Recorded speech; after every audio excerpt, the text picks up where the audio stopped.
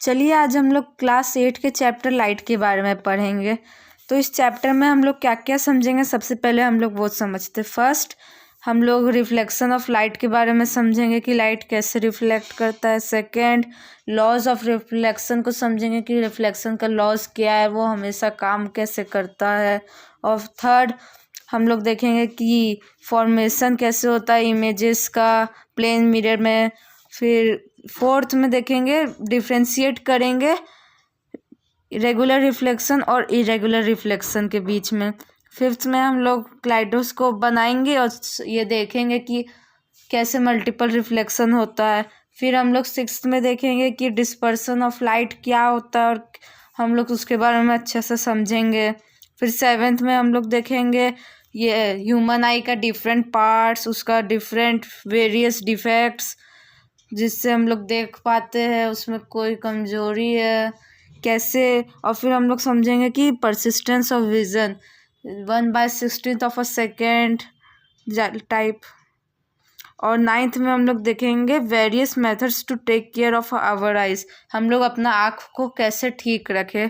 तो ठीक है, अब चैप्टर को स्टार्ट करते हैं। तो चैप्टर में कहता है कि लाइट क्या है, कभी आपने सोचा है? तो इसका आंसर करने के लिए हम लोग ये सोच सकते हैं कि रात और दिन में क्या डिफरेंस है। हम लोग दिन में तो सब कुछ ठीक से देख लेते हैं, पर रात में हम लोग को कुछ कुछ चीज़ें क्लियर नहीं दिखाई देती है जहाँ पे ज़्यादा अंधेरा होता है, लेकिन आई तो वही है, बदला नहीं है एक रात दिन में। तो इसका रीज़न है कि ये during day time the light from the sun help us to see the beautiful and colourful world around अस।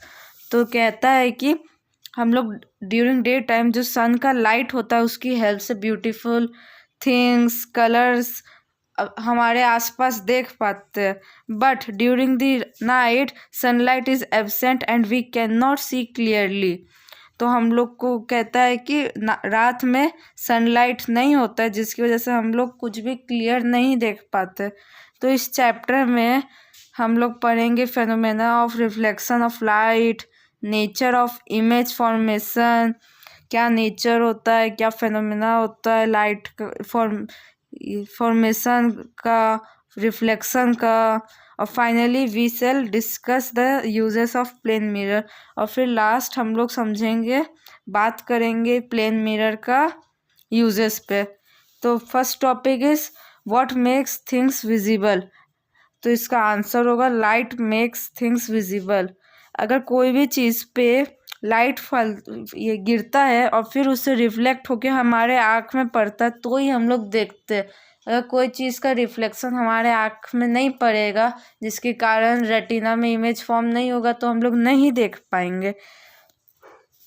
और फिर जब तक लाइट होगा नहीं तो हम लोग नहीं देख पाएंगे, ये हम लोग सीख गए। इसलिए जहाँ पे लाइट होता है हम लोग देख पाते हैं। और मोबाइल में डायरेक्ट लाइट हम लोग के निकलता है जो हमारे ये आँख में जाता है और फिर बनता है इमेज, इसलिए हम लोग मोबाइल को भी देखते हैं। अगर मोबाइल से लाइट नहीं निकलेगा या फिर उससे कहीं से भी लाइट रिफ्लेक्ट नहीं होगा तो हम लोग नहीं देख पाएंगे कि मोबाइल में भी आप हम मेरा वीडियो भी इसी वजह से देख पा रहे क्योंकि वहाँ पे लाइट मौजूद है।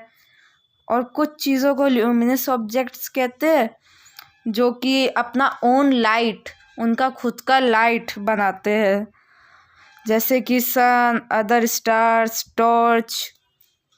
और कुछ इंसेक्ट्स भी होते हैं जिसको हिंदी में जुगनू कहते हैं।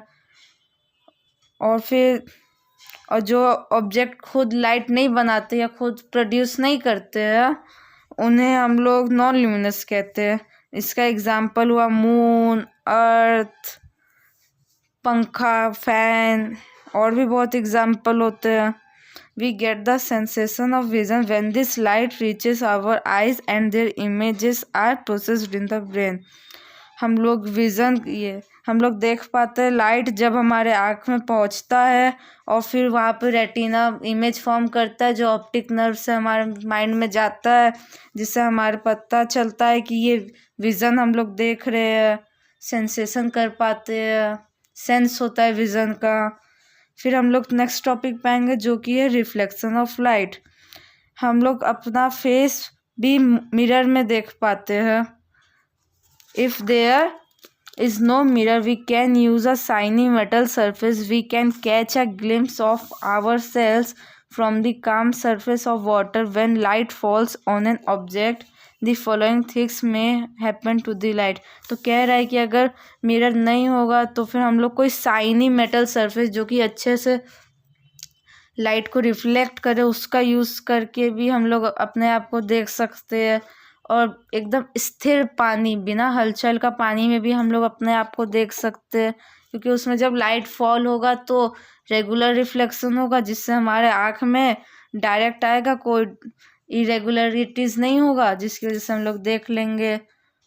और फिर इसमें ये हो सकता है कि it may be absorbed, it may come back to the same medium that is the light, may be reflected, it may be transmitted.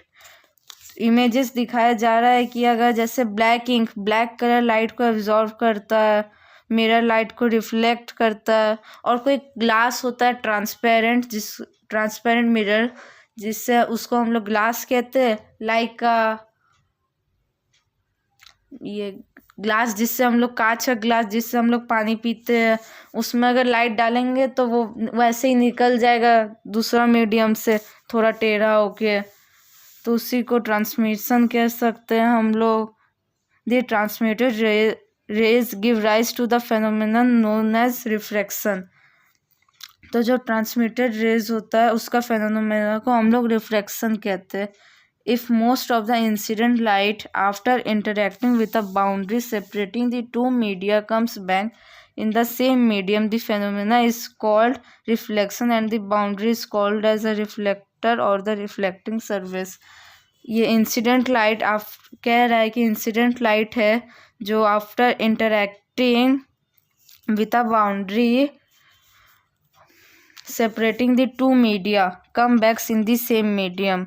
कह रहा है कि वापस से टकरा के हम सेम मीडियम में आए, उसे हम लोग रिफ्लेक्शन कहते हैं।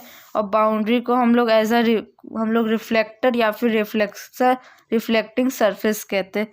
Hence bouncing back of light after striking this surface in the same medium is called reflection.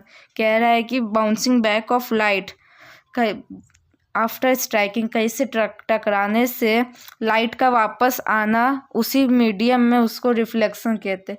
ये हमारा रिफ्लेक्शन का डेफिनेशन हो गया। Reflection is of two types, regular reflection और डिफ्यूज रिफ्लेक्शन। तो आगे हम लोग रेगुलर रिफ्लेक्शन और डिफ्यूज रिफ्लेक्शन के बारे में समझेंगे, ठीक है। If you like the video then like, share and subscribe. If you have any question then ask in comment box.